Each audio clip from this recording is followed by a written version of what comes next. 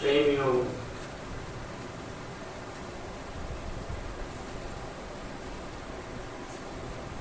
सबसे पहले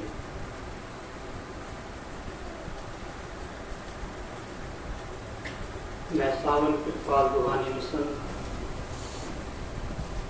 के सभी महापुरुषों के साथ साथ आप सभी का शुक्रगुजार हूँ और अपनी ओर से और आप सबकी ओर से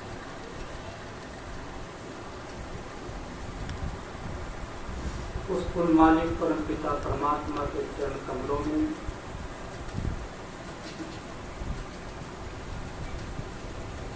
विनती करते हुए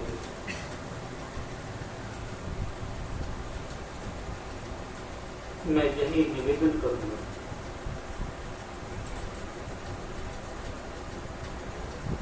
कि हम आज दो महापुरुषों के पावन पर्व पर उनके शुभ आगमन के उपलक्ष्य में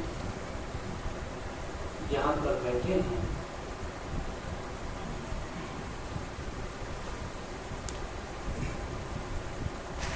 मेरी ओर से आज के दिन की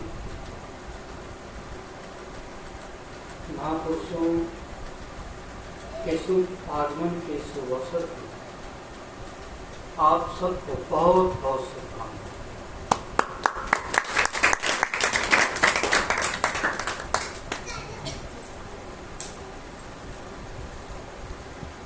महापुरुष जब भी संसार के अंदर आते हैं उन सब ने हम सब के लिए साझा उपदेश दिया और जब भी वो इस तरह पर अवतरित होते हैं तो यूं तो आने का उनका समय पहले से ही निश्चित हुआ करता है। हम उस निश्चित समय को ध्यान में रखते हुए उनका जन्मदिन मनाते हैं, जैसा कि हम आज यहाँ पर इकट्ठा होकर मनाते हैं। अगर हम सही मायनों में देखें तो ऐसी महान हस्तियां जो जन कल्याण के लिए, जो रूहों को अपने निज घर वापस ले जाने के लिए हमें आवागमन से मुक्त करने के लिए इस संसार में आती हैं, वो श्रम आवागमन से बाहर होती है। वो आवागमन के चक्र से ऊपर होती हैं। इसलिए गुरु घर की वाणी में आया है कि जन्म मरण दो में नाही, जन पर उपकारी आए, जिया दान दे भक्ति लाए, हर्ष हो जाए। कैसी महान विभूतियां जन्म और मरण के चक्र से आजाद होते हैं। वो सदैव मुजस्सम इश्क होती हैं, वो सदैव परमात्मा होती हैं। उस परम पिता परमात्मा को जब भी रूहों को वापस ले जाने के लिए कोई साधन बनाने की आवश्यकता पड़ती है, या जब वो चाहते हैं कि उनके हम बच्चे जो इस 84 लाख या जून के चक्रव्यूह में फंसकर दुखों की इस दुनिया में भटक रहे हैं, वो जब मालिक चाहता है कि वो हमें वापस ले जाए, तो वो किसी न किसी मनुष्य पोल पर बैठकर अपना कार्य करता है। जिस पोल पर वो प्रभु सत्ता काम करती है, उस पोल को हम मास्टर कहते हैं, गुरु कहते हैं, उस्ताद कहते हैं, मुर्शिद कहते हैं, या फिर सतगुरु कहते हैं, या फिर हम किसी भी एक ऐसे नाम से पुकारते हैं जो श्रद्धावान से बोला जाए, जो श्रद्धावान होठों से दोहराया जाए। इतिहास हमें बताता है कि ऐसा कोई वक्त नहीं था जब वो परमपिता परमात्मा इस संसार के अंदर किसी न किसी डोले में मौजूद ना रहा। जब से दुनिया बनी तभी से उस मालिक ने रूहों को वापस ले जाने का साधन बनाकर हम सब के लिए अवसर खोल रखा है।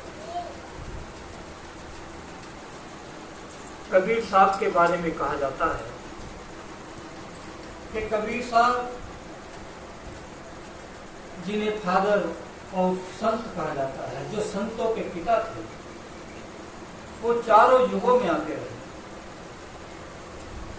सतयुग में जब वो आए तो उनको हम सब सुकृत के नाम से पुकारते थे।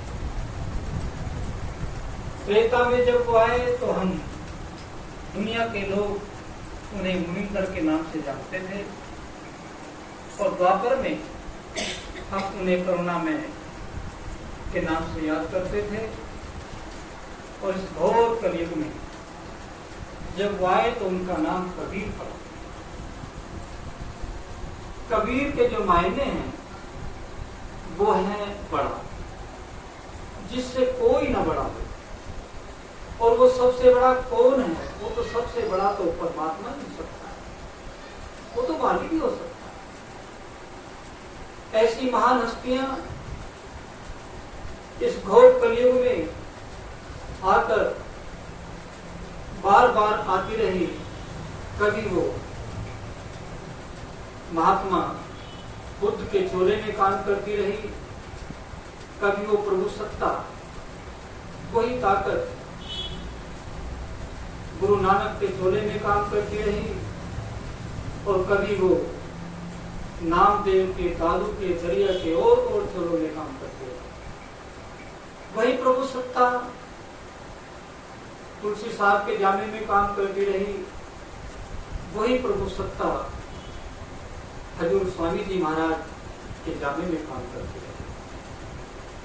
वही आगे चलकर प्रभु सत्ता बाबा जयमल सिंह जी के चोले में काम करती रही, और वही प्रभु सत्ता बाबा सावन सिंह जी महाराज के जामे में काम करती रही, और वही प्रभु सत्ता परम संत कृपाल सिंह जी महाराज के चोले में काम करती रही। और हमने से बहुत सौ ने अपनी आंखों से देखा है कि वही प्रभु सत्ता, वही दिव्य धारा, वही नूर, वही ज्योत, वही परम पिता परमात्मा परम पुरुष संत दर्शन सिंह जी महाराज के चोले में काम करती है। और आज हम देखते हैं तो अकल चक्कर खा जाती है। वही प्रभु ताकत, वही प्रभु सत्ता, आज की जो ताकत है वो परम संत राजेंद्र सिंह जी महाराज के चोले में कार्य है।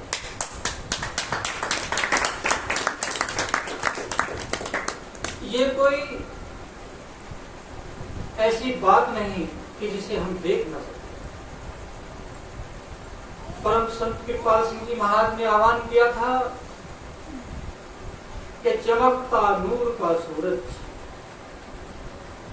जब उन्होंने उस परम पिता परमात्मा को चलते फिरते खुदा के रूप में देखा, चलते फिरते प्रभु के रूप में देखा, अर्थात हजूर बाबा सावंत सिंह जी के चोले में देखा तो उन्होंने कह दिया कि चमकता नूर का सूरज है साया गम्य जलेगा। कि नूर का वो सूर्य, वो परमपिता परमात्मा जो प्रकाश का एक बहुत बड़ा समुद्र है, वो एक मानव तन पर आकर अपना कार्य कर रहा है। तो उन्होंने कहा कि उस नूर का जो सूर्य है चमकता है, वो दिख रहा है। चमकता नूर का सूरज है साया गम्य जली का, रखाया नाम उसने अपना सावन साहब से का। तो उस परम पिता परमात्मा ने अपना नाम ही सावन रखा दिया।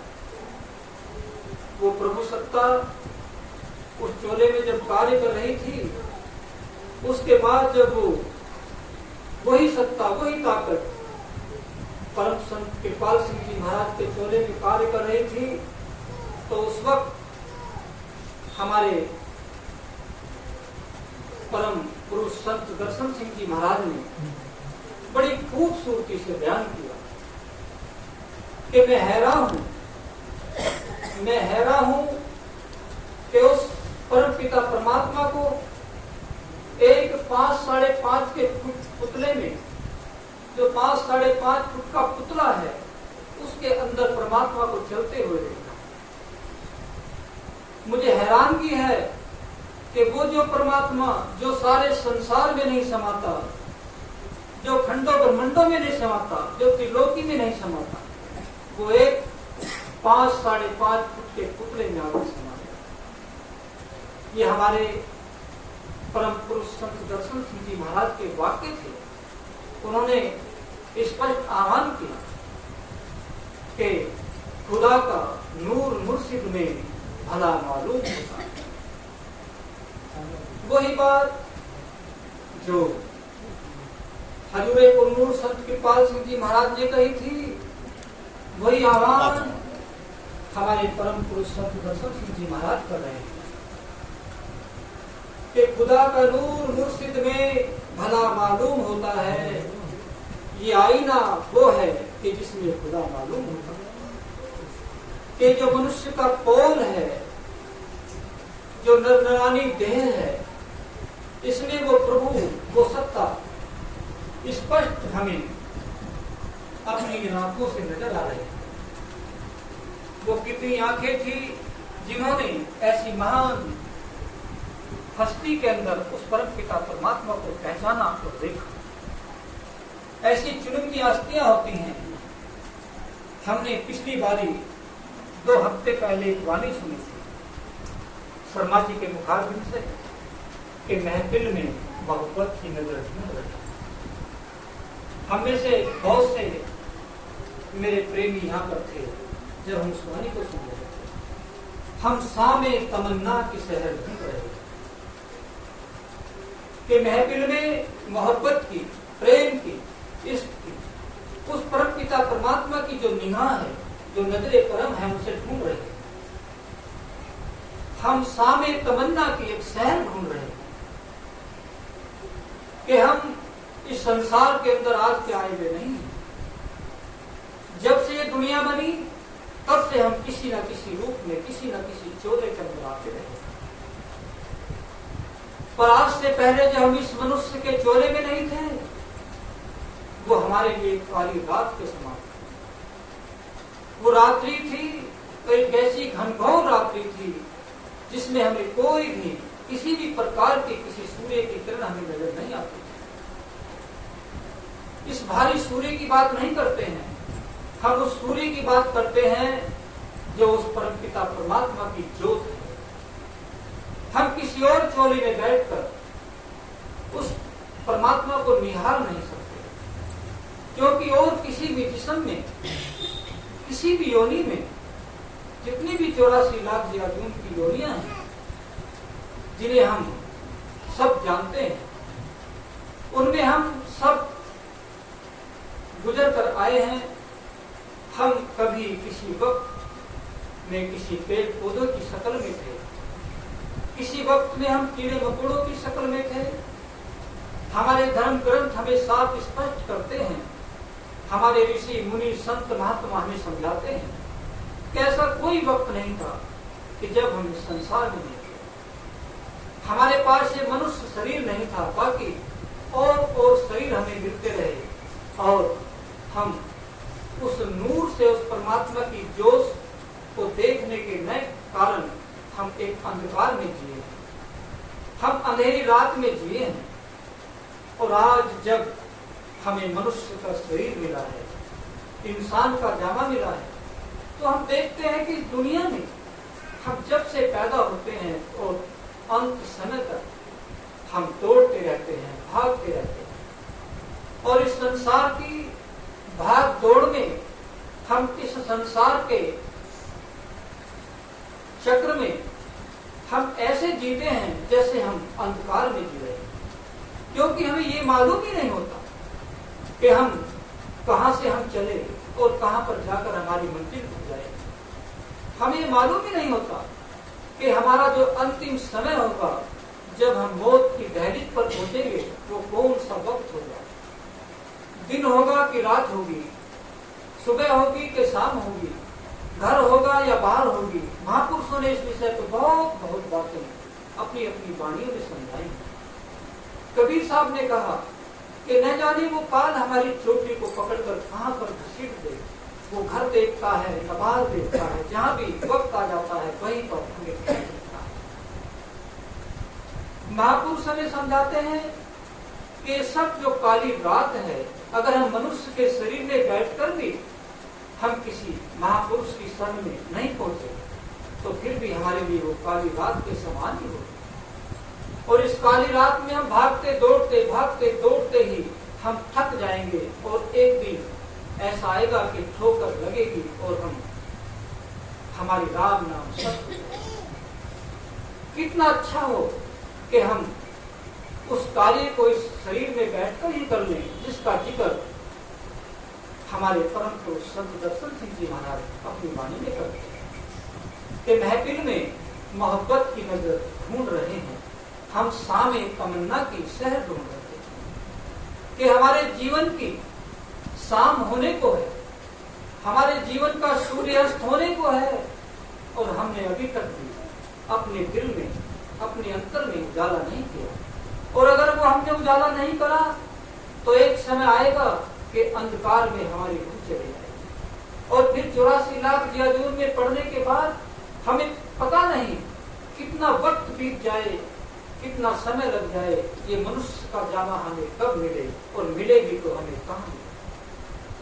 यहाँ जबकि संसार में, इस दुनिया में 8-9 अरब की आबादी है, कितने लोग हैं जिनके पर्दे खुले हैं, कितने लोग हैं जो अपने पर्दे को खोलने की कोशिश कर रहे हैं, कितने लोग हैं जो अंतर में शब्द से जुड़े हैं, कितने लोग हैं जिन्होंने उस ज्योति को प्रकट कर दिया।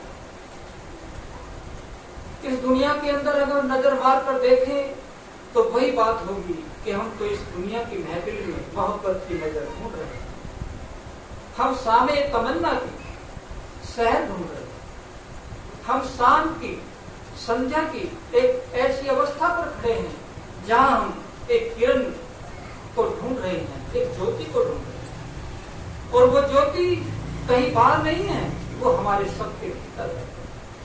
चाहे हम किसी भी कौम के हों, किसी भी जाति में हों, किसी भी धर्म में हों, हम किसी भी कार्य में जुटे हों, वो सबके अंदर है, सबके अंदर पूर्ण रूप से रखी हुई है। उस परमात्मा ने हमारे साथ कोई किसी प्रकार का भेदभाव नहीं किया। जब उसने मनुष्य के इस शरीर को बनाया है, जिस शरीर के अंदर हम बैठे हैं, उसने जब हर एक अंग को बड़े हिसाब से चुन चुन कर माता के गर्भ में बैठकर, जहां पर आंखें लगानी थी वहां पर आंखें लगाई हैं, जहां पर शरीर के और अंग लगाने थे वहां पर वो अंग चुन कर लगाए। और जब वो उन्होंने अंग चुन चुन कर लगाए हैं तो वो श्रम भी जहां पर उसे बैठना था, हर एक शरीर के अंदर बैठ गया। उसने किसी के साथ कोई पक्षपात नहीं। हम दुनिया के लोग बाहर मुखी होकर, हम अंतर से हटकर बाहर फैलाव में जाने के कारण हम उस परम पिता परमात्मा का दीदार नहीं कर पाते। अब यूं तो वो मालिक सारी की सारी कायनात में है, जर्रे जर्रे में है, कण कण में है। उसे हम राम इसलिए कहते हैं कि वो राम रम रहा है, हर कण कण में जाता है।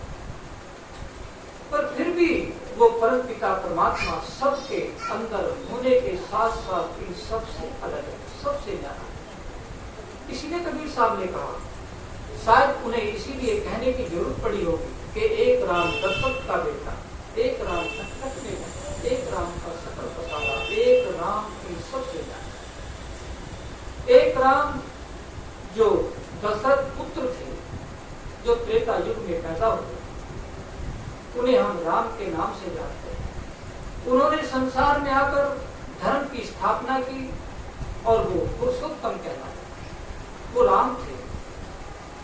वो दशरथ के घर में आए और समय के अनुसार आए और समय के अनुसार चले गए। कबीर साहब हमें समझाते हैं कि एक राम हमारे घट घट के अंदर बैठा है, जिसे हम मन कहते हैं। हम सब दुनिया के लोग या तो हम उस दशरथ पुत्र राम की भक्ति करते हैं। भक्ति करनी बहुत अच्छी है, क्योंकि हमें नीचे के दर्जे से ऊपर जाना है। हम राम की भक्ति करें, पर इन्हें जाने कि राम, इनमें कौन सा राम ऐसा है जो अटल है, जो अजर है, जो अमर है, जो अविनाशी है। क्योंकि हम जिसकी भक्ति करते हैं हम उसी का रूप करते हैं, ये कायदा है। हम जिसका ध्यान करते हैं हम उसी का रूप करते हैं और उसी का रूप बनकर उसी रो में बहकर हम इस 84 लाख जीवात्माओं का हिस्सा बने। इसीलिए कबीर साहब ने कहा कि जो एक राम था वो दशरथ का बेटा था, एक राम घट घट में बैठा मन है। हम सब मन की भक्ति करते हैं। हम मन के कहे खाते हैं, मन के कहे पीते हैं, मन के कहे सोते हैं, मन के कहे चलते हैं, मन के कहे रिश्ते नाते जोड़ते हैं, मन के कहे हम सारे कारोबार करते हैं। मन के अनुसार ही हम जितने भी दुनिया के कार्य हैं सबको करते हुए हम मन के गुलाम बने रहते हैं। अब हम जिसके गुलाम हैं वही तो हमारा भगवान है। अगर हम मन के गुलाम हैं तो वही हमारा राम, हम उसी की भक्ति करते हैं। हम कोई भी कार्य ऐसा संसार के अंदर नहीं करते जो हम मन को जीत करते हैं, मन से ऊपर उठ करते हैं। मन कहता है कि आज हमें ये कार्य करना है तो हम वही करते हैं। मन कहता है आज हमें इस रिश्तेदारी में जाना है तो हम उसमें जाते हैं। मन कहता है कि हमें किससे शत्रुता करनी है उससे हम शत्रुता करते हैं। मन कहता है किससे हमें मित्रता करनी है उससे मित्रता करते हैं। हम जो जो भी कार्य करते हैं मन के कहे करते हैं। कबीर साहब हमें समझाते हैं कि मन के मते न चाहिए, मन के मते नहीं। मन के इतने मते हैं, इतने रास्ते हैं कि इसके पास इतने रास्ते हैं कि हम सारे रास्तों पर चल भी नहीं पाएंगे और हमारा अंत सदा आ जाएगा। वो कहते हैं कि जो मन पर असवार हो, जो मन को जीत ले, जो मन पर सवार कर जाए, जो मन से ऊपर हो जाए, वो साथ होते हैं। जिसने वो साधना की है वो मन के ऊपर है, वो मन को अपने अधीन रखता है, मन से अपने कार्य कराता है। क्योंकि जब इस संसार के अंदर आए हैं तो उस परमपिता परमात्मा ने ये जो मन है हमें एक सेवक के रूप में दिया है। ये जो मन है ये हमारा सेवक है और हम इसके स्वामी थे, आत्मा इसकी स्वामी थी। लेकिन यहाँ उल्टा हो गया कि जो स्वामी था वो तो सेवक बन गया और जो सेवक था वो स्वामी बन गया।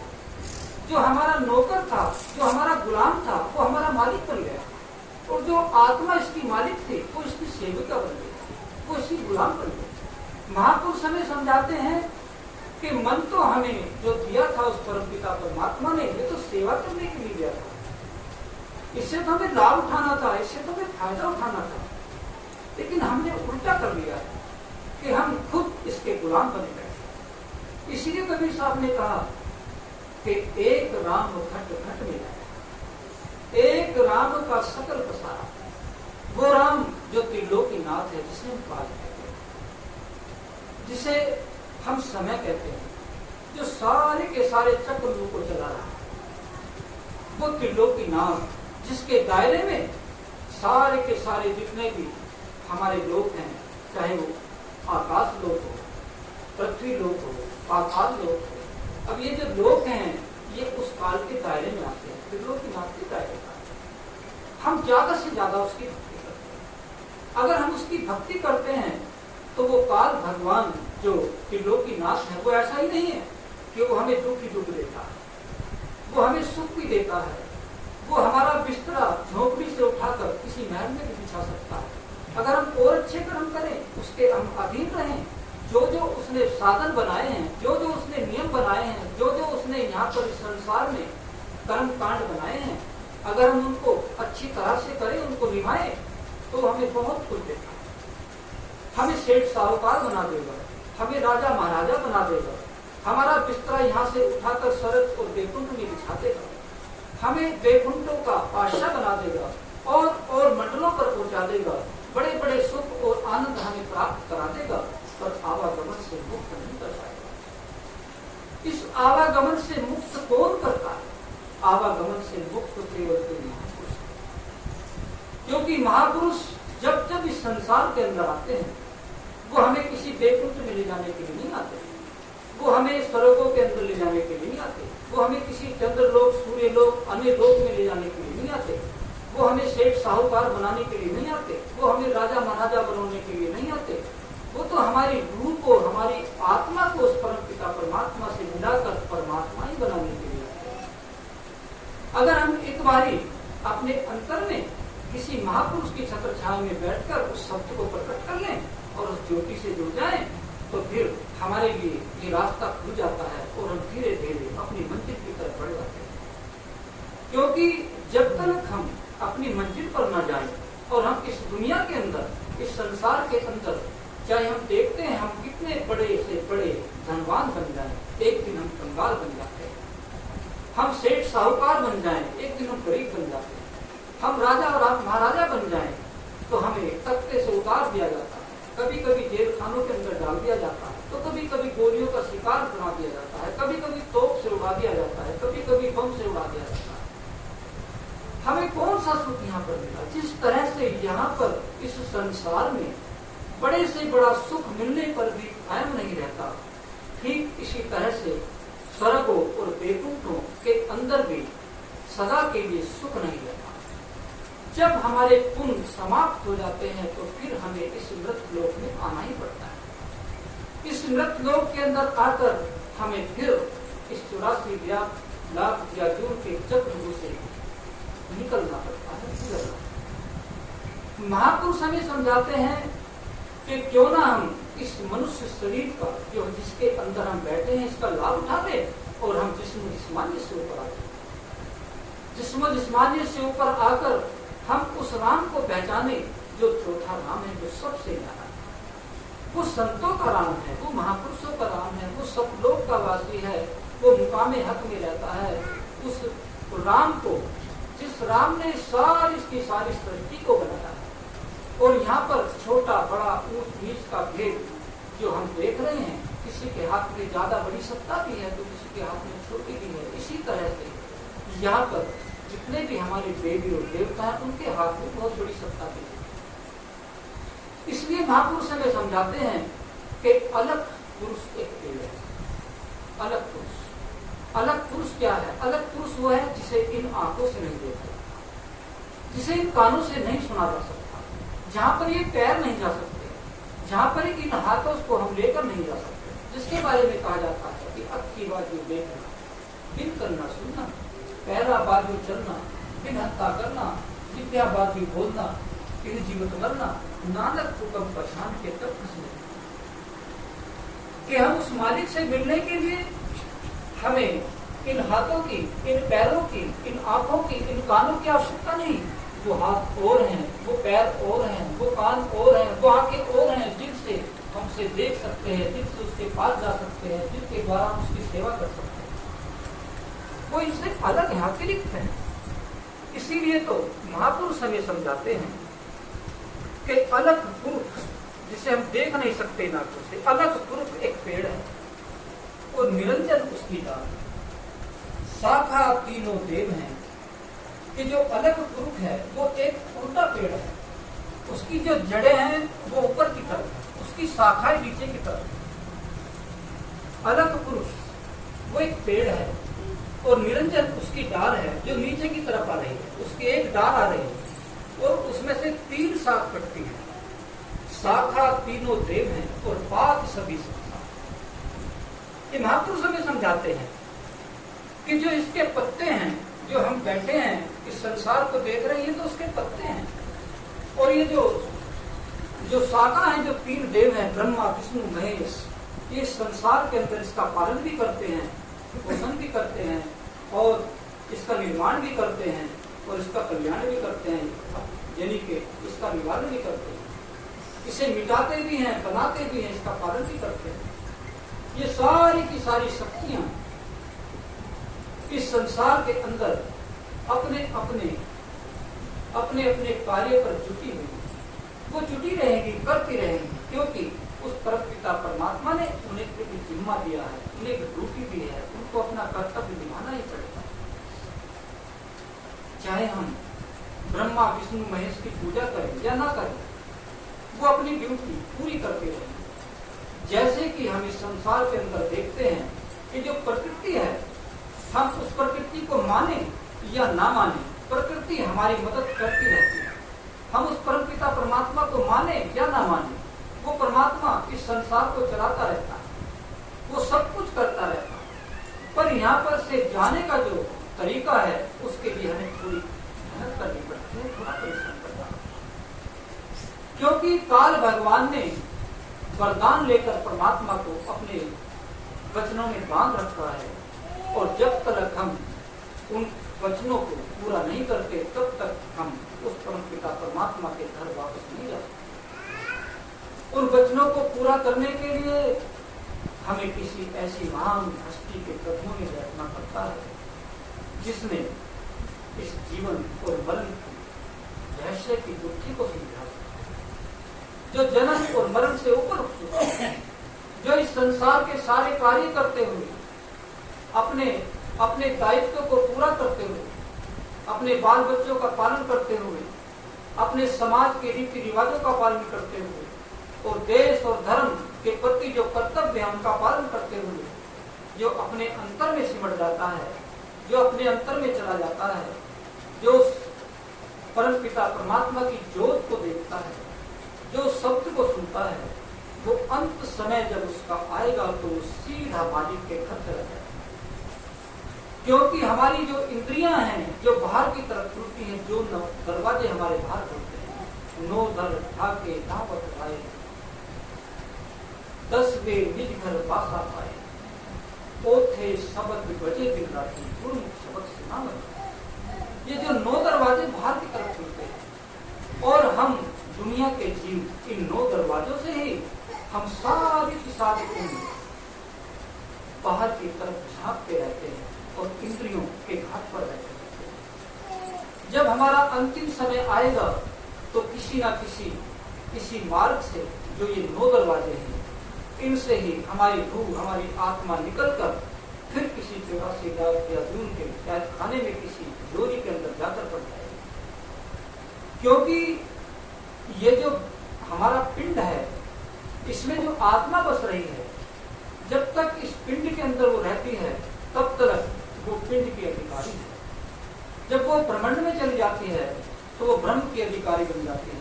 जब वो पार ब्रह्म में चली जाती है तो पार ब्रह्म की अधिकारी बन जाती है। और जब वो सतलोक में चली जाती है तो सतलोक की अधिकारी बन जाती है। हम सब देखते हैं, हमारा सबका अनुभव होगा कि जब जब आत्मा हमारी आंखों से लगती है तो आंख हमारी काम करती है, कानों से हमारी सुर जुड़ती है तो कान सुनते हैं, और किसी अंग से जुड़ती है तो वो अंग काम करते हैं। जब हमारी सुर्त इनसे हट जाती है, हम कई बारी आंख खोलकर देखते रहें, हमारा ख्याल आंखों से हट जाए तो हम आंख खुले हुए भी देखते नहीं, हमें नजर नहीं आता हमारे पास सामने से कौन गुजर चुका है। कई बारी हमारा ख्याल कहीं लगा हो, अगर हमारे पास से कोई दुआ सलाम करके निकल जाए तो कई बारी हम उसकी बात को सुनते नहीं हैं। क्यों नहीं सुनते हैं? कि उस वक्त हमारी जो सुर्त है, हमारा जो ध्यान है, जो हमारा ख्याल है, वो कहीं और लगा होता है। तो इससे यही सिद्ध होता है कि जब सुर्त हमारी कान से जुड़ती है तो कान सुनते हैं, आंख से जुड़ती है तो आंख देखती है, और जब इस शरीर से जुड़ जाती है तो शरीर कार्य करता है, और जब शरीर से चेतन सत्ता हटती है तो शरीर व्यक्ति का ढेर बनता है। यही प्रभु सत्ता जब जब इस संसार से हटती है तो यहाँ पर परले और वहां परले हो जाती है, और यही प्रभु सत्ता जब सिमट कर अंत में जब सतलोक में चली जाती है तो सारी की सारी रूहें सतलोक में चली जाती है। इस लोक के अंदर जब से हम आए हैं तब से आज दिन तक अरबों खरबों वर्ष बीत चुके, पर हम अभी तक इस दुनिया का हिस्सा बने रहे। महापुरुष आते रहे और हमें समझाते रहे। आज जबकि हम ऐसी दो महान हस्तियों का जन्मदिन मना रहे हैं जिन्होंने आह्वान किया कि फिर क्यों करे तलाश कोई और आसमान। परम पुरुष संत दर्शन सिंह जी महाराज की वाणी थे जो हमें कितने साफ स्पष्ट शब्दों में समझाते हैं कि फिर क्यों करे तलाश कोई और आस्थान। आस्था कहते हैं उस स्थान को जहां पर विश्वास करते हैं, जहां पर हमारी श्रद्धा बनी होती है, जहां पर हम जाते हैं उस परमात्मा को पाने के लिए। उस परमात्मा को पाने के लिए हम अनेक स्थानों पर जाते हैं, पर हमारा ये अनुभव कहता है, हम सबका अनुभव है कि वो परमपिता परमात्मा किसी भी स्थान पर जब मिलता है तो वो अपने अंतर में ही मिलता है। वो भाग आज तक किसी को मिला है और ना मिलेगा, चाहे हम उसे मंदिर में बैठकर प्राप्त कर लें, चाहे हम उसे गिरजे में बैठकर प्राप्त कर लें, किसी तीर्थ स्थान पर बैठकर हम अपने अंतर में सिमटें और अंतर में हम ज्योत को देखें और सत्य को देखें। वो जहां भी मिलेगा, कहीं भी मिलेगा, चाहे वो अपने घर में मिले, जंगल में मिले, बियाबान में मिले, पहाड़ की चोटियों पर मिले। हजरत मूसा को कहाँ मिला? पहाड़ की चोटी पर तो नहीं मिलता। खुदा का जलवा था क्या कोहे तूर का जलवा। उसे जब वो नजर आया कोहे तूर पर तो उसने समझा कि परमात्मा कोहे तूर पर पर्वत पर रहता है, और वो सही मायनों में तो पर्वत हमारा ये ब्रह्मांड है, जो हमारा शरीर है, जो हमारे सर का हिस्सा है, जो ऊपर की तरफ है। वो जिसे मिलता है इसमें मिलता है। तो हमारे परम पुरुष सत्य दर्शन सिंह महाराज कहते हैं कि फिर क्यों करे तलाश कोई और आस्थान, वो खुश नसीब जिसको तेरा आस्था मिले। वो खुश नसीब जिसे उस परमात्मा का चलते फिरते खुदा, चलते फिरते परमात्मा का आस्थाना मिल जाए, कोई ऐसी महान हस्ती का स्थान मिल जाए जहां पर वो दिव्य स्वरूप आत्मा बैठी हो, जहां पर कोई ऐसी महान हस्ती हो जिसने अपने आप को जान लिया है और उस परमपिता परमात्मा को पा लिया है। अगर ऐसा हमें स्थान मिल जाए, ऐसी कोई हस्ती मिल जाए, तो वो कहते हैं कि फिर क्यों करे तलाश कोई और आस्थान, जो खुश नसीब, वो खुश नसीब जिसको तेरा आस्था मिले। और फिर खुद कहते हैं कि जिंदगी में तुझको दर्शन मिल नहीं सकता कहीं। चैलेंज करते हैं सभी आत्माओं को, सभी रूहों को कि जिंदगी में तुमको दर्शन मिल नहीं सकता कहीं। वो सरूर कैफ जो मुर्शिद के खून खाने में, वो सरूर, वो मस्ती, वो आनंद, वो जलवा अगर मिल सकता है तो किसी मुर्शिद के चरणों में मिल सकता है। वो कहते हैं कि जिंदगी में तुमको दर्शन पूरे जीवन तलाश करो, मिल नहीं सकता कहीं। वो सरूरे कैफ जो मुर्शिद के खून खाने में, जो उस परमपिता परमात्मा, उस मालिक के, जो चलता फिरता परमात्मा है, जो ज्योति स्वरूप है, जो सदैव परमात्मा है, उसके चरणों में बैठकर जो सुख मिलेगा, जो सरूर मिलेगा, जो शांति मिलेगी, जो आनंद मिलेगा, वो कहीं नहीं मिलेगा। हम सब ने देखा अभी अभी जब हमारे मौजूदा सरकार संत राजेंद्र सिंह जी महाराज ने बुराड़ी में दर्शन धाम में जब उनका प्रोग्राम था, जहां एक तो नहीं कई लाख की संख्या में संगत थी, रात्रि का वक्त था और ऐसा स्थान जहां पर बियाबान था, बियाबान जंगल में जहां मकान कहीं कहीं नजर आते हैं, पेड़ पौधे नजर आते हैं, कहीं कहीं मनुष्य नजर आता है, वहां पर कई लाख लोगों को इकट्ठा करना कई लोगों को रात्रि के समय इकट्ठा करना और ऐसे स्थान पर इकट्ठा करके, और मजे की बात तो ये थी कि जितने भी सेवादार थे, जितने भी सेवक थे, किसी के हाथ में एक गठिया तो क्या एक तिनका भी नहीं था। वो कौन सी ताकत थी जिसने इतने बड़े प्रोग्राम को, इतनी बड़ी संगत को, कई लाख की, जहां 10 लाख की संगत थी, वहां पर पूरी रात्रि का प्रोग्राम चल रहा है, और बंदूक तो क्या, स्टेन गन तो क्या, लठिया तो क्या, डंडा तो क्या, किसी के हाथ में तिनका भी नहीं। वो कौन था जो समाज संगत की और रूहों की संभाल कर रहा था? वो कौन था जिसने उन जीवों को हर मुसीबत से बचा रखा, हर बलाय से बचा रखा? अगर जहां पर कई लाख की संगत हो, कई लाख लोग हों, अगर गलती से भी किसी के मुख से निकल जाए कि यहाँ पर कोई अनहोनी घटना घटने वाली है, तो भगदड़ मच कर वहां कई लाखों लोग कैसे मर गए? इतनी बड़ी संख्या में उन्हें कितना विश्वास था, एक क्यों विश्वास था कि उनकी खुली आंखें हैं, वो अंतर की आंख से सब देख रहे हैं कि यहाँ पर क्या होने वाला और क्या होगा और क्या नहीं, उन्हें सब कुछ मालूम है। इसीलिए तो उन्होंने सरकार की जो सुविधाएं थी, जो सरकार की सिक्योरिटी थी, उन सबको मना कर दिया कि आप अपने अपने घर पर रहें, अपने अपने स्थान पर रहें। यहाँ पर तो जो पहरा दे रहे हैं, जो मदद कर रहे हैं, जो संभाल कर रहे हैं, वो तो कोई सावन है, वो तो कोई कृपाल है, वो तो कोई दर्शन है। यहाँ पर किसी की कोई आवश्यकता नहीं। हम देखते हैं जहाँ पर हजारों की संख्या में या सैकड़ों की संख्या में भी लोगों को इकट्ठा किया जाए, तो हम कई सिक्योरिटी गार्ड बुलाते हैं, और जब हम चलते हैं तो अपने साथ भी सिक्योरिटी रखते हैं, क्योंकि हमें भय होता है कि कोई अप्रिय घटना न घट जाए। वो कौन सी ताकत थी जो इतने बड़े जल से कोई इतनी बड़ी संगत को संभाल गई? ये कोई लिखा लिखी की बात नहीं, ये देखा देखी बात है। इसलिए हमारे परम पुरुष सत्यदर्शन सिंह जी महाराज ने कहा कि वो खुदा का नूर तो मुर्शिद में भला मालूम होता है कि आईना वो है जिसमें खुदा मालूम है। खुदा की निगाह से कौन बच सकता है? उसकी निगाह में तो सब कुछ है, वो हमें देख भी रहा है, सुन भी रहा है, हमको जानता भी है, हमें पहचानता भी है, हमारी सारी हालत पर नजर रखता है। वो जर्रे जर्रे के अंदर व्याप रहा है, वो सब कुछ देख रहा है। समझ लेना उसे महदूद होता ही है वीनस।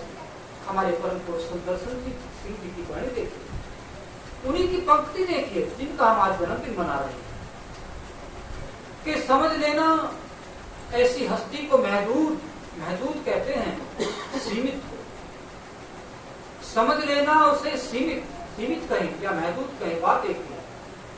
समझ लेना उसे महदूद कोताही है वीनस की। कोताही कहते हैं देरी को, कमजोरी को, वीनस कहते हैं आपको, कि समझ लेना उसे सीमित या हमारी कमजोरी है हमारी आंखों की। समझ लेना उसे महदूद कोताही है वीनस की।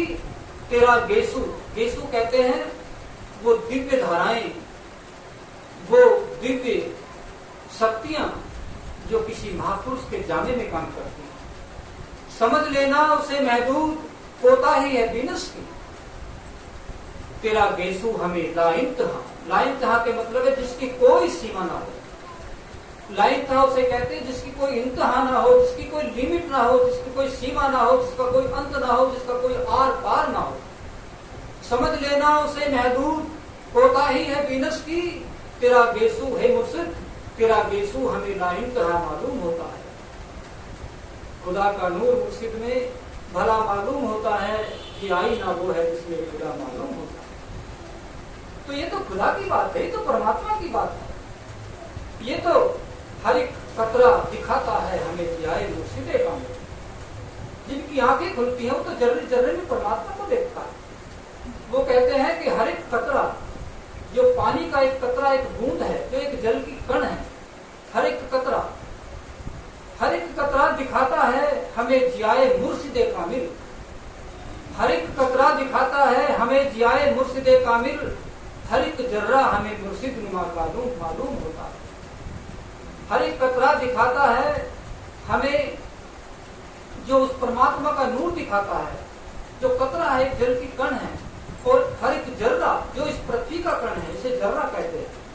हर एक जर्रा हमें मुर्शिद नुमा मालूम होता है। ये कौन कहता है? जिसकी आंख खुली, वो तो जर्रे जर्रे में परमात्मा को देखता है। उसके अंदर तो किसी का कोई बैर नहीं, कोई द्वेष नहीं, कोई नफरत नहीं, कोई किसी तरह की संकीर्णता नहीं। वो तो कहता है कि होए एकत्र मिलो मेरे भाई, दुविधा दूर करो ले गाई, हर नावे की हो गए जोड़ी, दुर्मुख बैठो बना बना एक सफा बिछा, एक सफा, एक कपड़ा, एक वस्त्र बैठाकर एक फर्श पर बैठ जाओ, क्योंकि हम सब एक हैं। एक ही धरती पे जो बसते हैं वो इंसान है, हम एक ही परमात्मा है, उसकी संतान है। हमारे परम पुरुष संत दर्शन सिंह जी महाराज ने आह्वान किया, जब वो एक विश्व धर्म सम्मेलन का आयोजन कर रहे थे, तो उस वक्त उन्होंने कहा कि दुनिया के अंदर जितने भी जीव हैं वो सब उस परमात्मा की संतान है, उस परम पिता परमात्मा के बच्चे हैं, और एक ही आसमान है, एक ही जमीन है जिस पर हम रहते हैं। तो फिर दुई क्यों, फिर द्वेष क्यों, फिर संकीर्णता क्यों? हमें चाहिए कि हम सबको अपना भाई समझे, अपनी बहन समझे। एक प्रभु की संतान होने के नाते हमारे परम पुरुष संत कृपाल सिंह जी महाराज कहा करते थे कि एक प्रभु की संतान होने के नाते हम आपस में सब भाई भाई हैं और भाई बहन हैं, क्योंकि एक ही परमात्मा की आत्मा, एक ही वो आत्मा हमारे अंतर में है। हमारे परम पुरुष संत दर्शन सिंह जी महाराज ने अपनी वाणियों में बहुत कुछ लिखा, बहुत कुछ संजोया। उन्होंने कहा कि मिली वो मैं, वो स्पष्ट करते हैं कि जिसे वो मैं मिल जाती है, जिसे वो दिव्य सुरा मिल जाती है, जिसे वो अंतर में ज्योति प्रकट हो जाती है, जिसके अंतर में शब्द खुल जाता है, जिसे किसी महापुरुष के द्वारा वो ज्योत मिल जाती है, जिसे किसी महापुरुष के द्वारा जिस किसी को वो चार्जिंग मिल जाती है, वो चार्जिंग जिससे हमारी बैटरी चार्ज हो जाए, वो चार्जिंग जिससे हमारे अंतर की अवस्था बदल जावे, वो चार्जिंग जिससे अंतर में हमारे प्रकाश आ जावे, तो वो कहते हैं कि मिली वो मैं कि मैं सरसार हो गया साकी, मिली वो मैं कि मैं सरसार हो गया साकी, और हर आदमी से मुझे प्यार हो गया साकी। कि जब वो मुझे मैं मिली, वो ज्योत मेरी अंतर में जगी, तो मैंने देखा कि वो ज्योत जो मेरे अंतर में जल रही है वो सभी के अंतर में जल रही है। सब घट मेरे साइया सुनी भेद न कोई, बलिहारी उस घट को जिस घट पर कर गई। सब घटों में मेरा साईं बस रहा है, हर एक जर्रे जर्रे में बस रहा है, और मुबारक है वो स्थान, मुबारक है वो जिस्म, सजदे के योग्य है वो शरीर जिनके अंतर में प्रकट हो जाता है। क्योंकि जहां पर वो प्रकट होता है वहीं पर जाकर हमें ठंडक मिलती है, शीतलता मिलती है, हमारी रूह खड़ी होती है, आत्मा टिक जाती है और अंतर में प्रवास करके शुरू कर देती है। इसलिए मैंने निवेदन किया था कि भजन करना बहुत बड़ी चीज है, सत्संग सुनना उससे भी बड़ी चीज है। सत्संग सुनना इसलिए बड़ी चीज है कि जब हम भजन में बैठते हैं तो मन काबू में नहीं आता, मन इधर उधर भागता है, हमें घंटों लग जाता है अपने मन को काबू में करने के लिए। जब हम सत्संग के अंदर बैठते हैं तो हमारा मन कुछ ही क्षणों में, कुछ ही मिनटों में काबू में आ जाता है, ये टिक जाता है, और एक ऐसी अवस्था आ जाती है कि हम देखते देखते जब अपनी सतगुरु की आंखों में खो जाते हैं तो हम देखते देखते हम जिस्मानी से ऊपर हो जाते हैं, और हम देखते देखते हम काल के दायरे से, काल की सीमाओं से बाहर चले जाते हैं। और जब काल की सीमाओं से बाहर चले जाते हैं तो सही मायनों में हमारा सत्संग होता है, सही मायनों में हमारा भजन होता है, सही मायनों में हमारा परमात्मा से मिलाप होता है। ये क्रिया कहाँ पर चलती है? ये क्रिया सत्संग के अंदर चलती है। इसलिए तो महापुरुषों ने कहा कि सत्संग उत्तम तीर्थ है, सुख दारा और लक्ष्मी पापी के घर भी होगी, संत समागम हरि कथा तुलसी पुर के संतों का समागम, संतों की कथा, संतों के बयान, उनकी वाणी, उनकी शरण, उनके कदम, उनके दर्शन बहुत दुर्लभ है, बहुत दुर्लभ। उसको पाने के लिए तो देवी देवता की तरफ से हम ये समझते हैं कि हम यहाँ पर बैठे हैं से अधिक लोग हैं जो हम यहाँ पर, ऐसा नहीं है। बहुत सी रूहें हैं जो इर्द गिर्द आकर बैठ गई हैं, अपने अपने स्थान पर टिक गई हैं, और वो ये महसूस कर रही हैं कि हमें भी अगर इंसान का जामा मिल जावे और हमारे अंतर में वो आग हमें मिल जावे कि जिससे हम उस परम पिता परमात्मा के दीदार कर लें। ऐसी रूहें बहुत सी इस वायुमंडल में घूमती हैं जो किसी न किसी महापुरुष के मंडल में आकर अपने जीवन को धन्य बनाने का प्रयास करते हैं। क्योंकि महापुरुष जब जब भी अपनी दया मेहर करते हैं तो वो परम पिता परमात्मा की दया मेहर, जब वो देखते हैं तो परमात्मा उनकी आंखों से देखता है, जब वो बोलते हैं तो परमात्मा उनकी जुबान से बोलता है। ये हमारे अंदर कोई ताकत नहीं, हम हमारे किसी के अंदर भी वो योग्यता, वो ताकत नहीं कि हम अपनी अकल से, अपनी बुद्धि से, अपनी ताकत से कोई कुछ कर सके। जो कुछ करता है वो परमात्मा करता है। जब वो किसी पोल पर बैठकर कार्य करता है तो हम उसे संत कहते हैं। जब वो किसी पोल पर उसकी धाराएं उतरती हैं तो हम उसे महापुरुष कहते हैं। जब वो धाराएं हमारे तक पहुंचती हैं तो हम उसे सत्संग कहते हैं। जब उस सत्संग से हम जुड़ते हैं तो हमारा कल्याण होता है। और जब हम जितनी देर के लिए भी उस दिव्य धारा से जुड़ जाएं तो ये जो समय है हमारा, ये कीमती बन जाता है। ये समय हमारा भक्ति में लग जाता है। ये समय ही है जो परमात्मा के दरबार में जाकर हमारी गवाही देता है। हम सबने सुना होगा, कहानी किससे सुनाने की हमारी आवश्यकता नहीं। हम सबने सुना होगा कि एक साहूकार ने तो केवल कुछ समय के लिए ही एक महात्मा की हाँ की थी, उसका भी कल्याण हो गया। वो भी अंत समय में महापुरुष की शरण में जाकर सत्संग सुनता रहा, और सत्संग के अंदर जाकर हमने सुना होगा कि यमदूतों ने उसे बुलाने की कोशिश की पर वो उठकर नहीं आया। जब वापस धर्मराज से यमदूतों ने जाकर कहा कि वो नहीं आता, तो धर्मराज ने कहा कि जहां पर वो बैठा है वहां ना तुम्हारी पहुंच है और ना मेरी पहुंच। वहां तो पहुंच किसी महापुरुष की चलती है, वहां तो उस परम पिता परमात्मा की पहुंच है। कहानी को हम कितना ही लंबा कर लें, मैं सार आपको बताना चाहता हूं कि जो सार है, अगर एक कुछ समय के लिए एक साहूकार हुंकारे भरकर भी पार हो सकता है, अगर हम किसी महापुरुष की छत्र छाया में अगर हम एक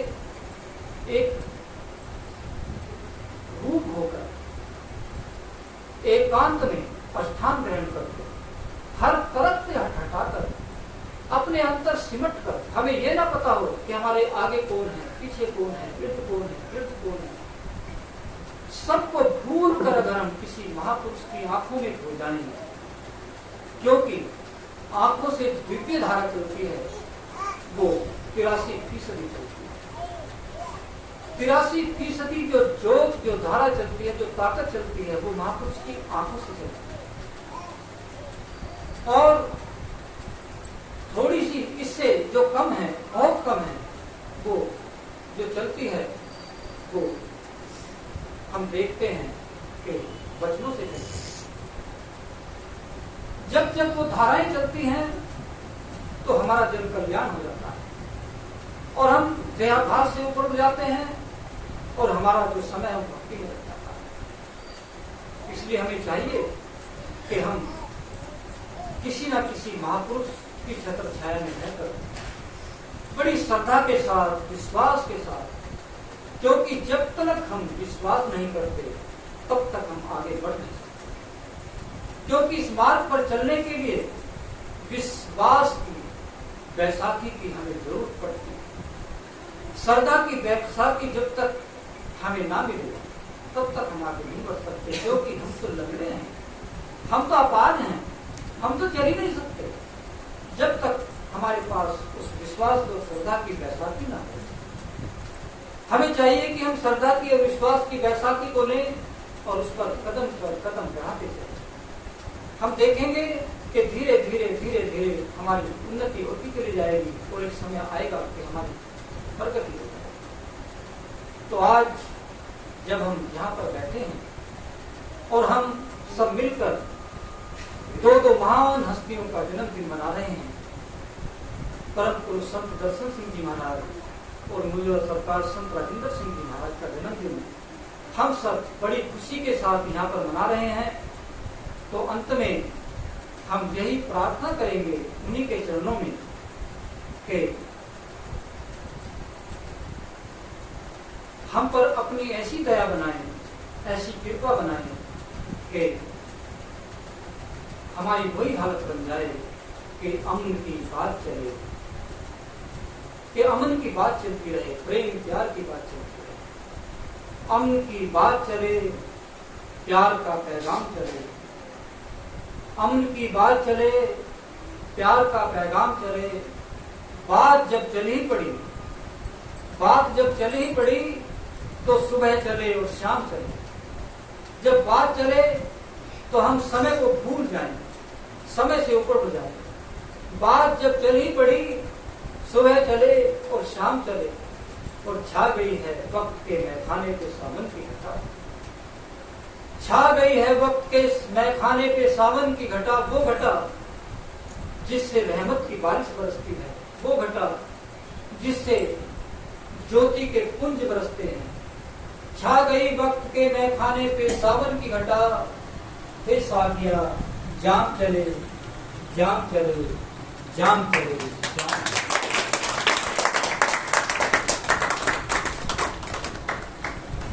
इसी के साथ मैं आप सबसे क्षमा याचना करते हुए प्रार्थना करूंगा अपनी ओर से और आप सबकी ओर से परम पिता परमात्मा के चरण कमलों में और सावन कृपाल रूहानी मिशन